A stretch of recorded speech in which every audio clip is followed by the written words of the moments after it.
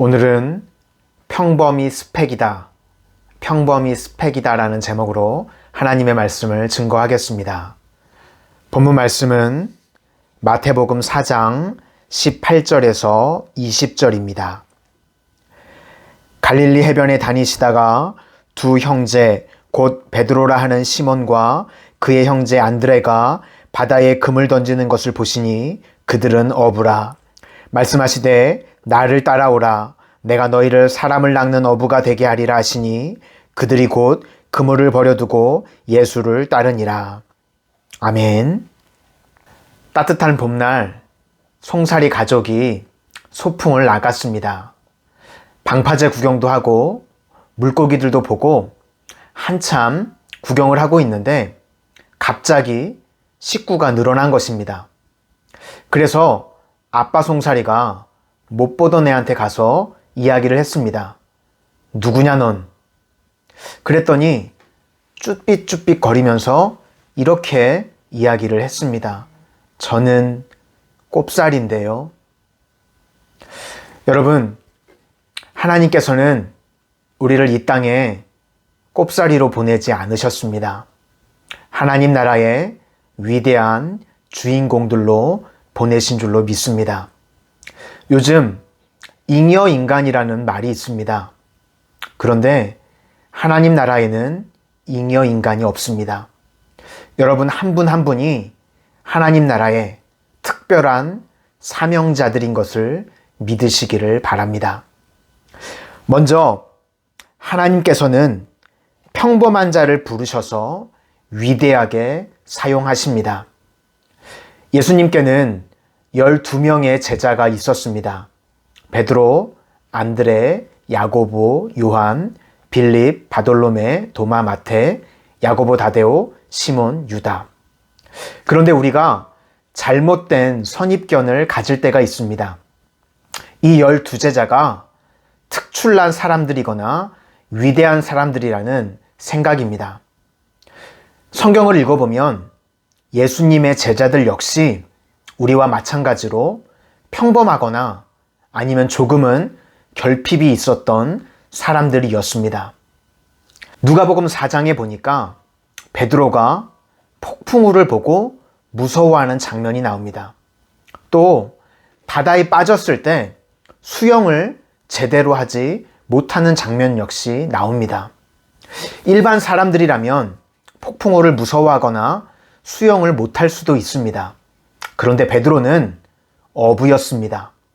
평생 물에서 자라서 하는 일이 물에서 하는 일인데 폭풍우를 무서워하고 수영을 못합니다. 이건 마치 가수가 노래하는 걸 무서워하고 목사가 설교하는 것을 무서워하는 것과 똑같은 일입니다. 또 누가복음 22장에 보면 예수님께서 깨어 기도하기를 부탁하셨는데 베드로는 자빠져 자고 있습니다. 그러니까 의지력도 상당히 약했던 사람인 것 같습니다. 또 요한복음 13장을 보면 예수님께서 제자들의 발을 한 명 한 명 씻어주셨습니다. 그런데 베드로가 손사래를 칩니다. 예수님, 제 발은 씻기실 수 없습니다. 그러자 예수님께서 내가 이렇게 하지 않으면 너와 내가 상관이 없다 라고 말씀을 하시자 베드로가 예수님 그러면 발뿐만 아니라 제 손과 머리도 좀 씻겨주십시오. 예수님께서 내가 때밀이냐?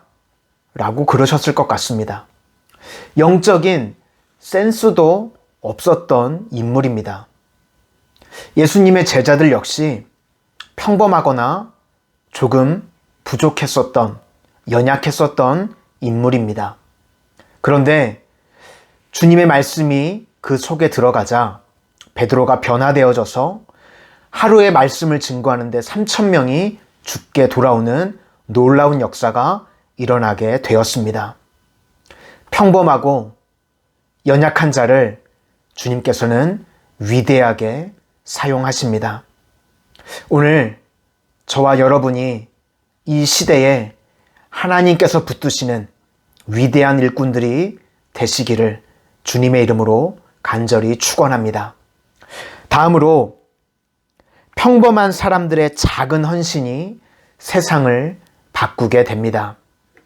오늘 본문의 주님께서 제자들을 향해서 나를 따라오라고 말씀하셨습니다. 그리고 오늘 베드로와 안드레가 주님을 따른 것부터, 작은 헌신으로부터 사명이 시작됩니다. 예수님께서 부활 승천하신 이후에 로마는 끊임없이 기독교인들을 핍박했습니다. 그런데 그 로마가 어떻게 기독교 국가로 변화될 수 있었을까요? 대단한 사람들이 앞장서서 데모를 하거나 나라를 뒤집어 엎은 것이 아닙니다. 평범한 여인들이 말씀에 순종해서 말씀대로 살아갈 때 하나님께서는 로마를 뒤집어 엎으셨습니다. 그 당시 로마는 타락할 대로 타락했었습니다. 특별히 성적으로 너무나 문란하게 살았었습니다. 그런데 기독교 가정의 여인들은 세상의 순리대로 살아가는 것이 아니라 말씀대로 살려고, 순결하게 살려고 노력을 했었습니다. 그래서 암암리에 기독교인들의 가정의 신앙이 소문이 났었던 것 같습니다. 그리고 로마의 고위층 자녀들을 이제 결혼을 시킬 때 그 부모들이 기독교 가정에 여인들을 데려다가 비밀리에 결혼을 시켰습니다. 그 여인들이 이제 자녀를 낳습니다. 그러면 그 자녀들은 교육을 누가 시킬까요? 당연히 믿음의 어머니가 교육을 시킵니다. 믿음의 어머니가 자녀들을 믿음으로 양육하는 것입니다. 그리고 그 믿음의 어머니에게 교육을 받았던 콘스탄티누스 313년 밀라노 칙령을 통해서 기독교가 공인을 받게 되었습니다. 어떻게 로마가 일순간에 이렇게 뒤집어질 수 있게 되었습니까? 평범한 여인들이 말씀 붙잡고 말씀대로 살아갈 때 하나님께서는 로마를 뒤집어 엎으셨습니다. 우리도 마찬가지입니다. 연약하고 평범한 우리들이 말씀 붙잡고 말씀대로 살아가기만 하면 하나님께서는 우리들 한 사람 한 사람을 통해서 하나님의 놀라운 일을 이루어 가실 줄로 믿습니다. 여러분, 평범이 스펙입니다. 하나님께서는 연약한 우리들을 통해서 하나님의 위대한 일을 이루실 줄로 믿습니다. 기도하겠습니다. 하나님, 저희들은 연약하고 평범합니다. 그러나 하나님의 권능의 손으로 저희를 붙들어 주셔서 하나님의 위대한 일을 감당하는 저희들이 되게 하여 주시옵소서. 예수님 이름으로 기도드립니다. 아멘.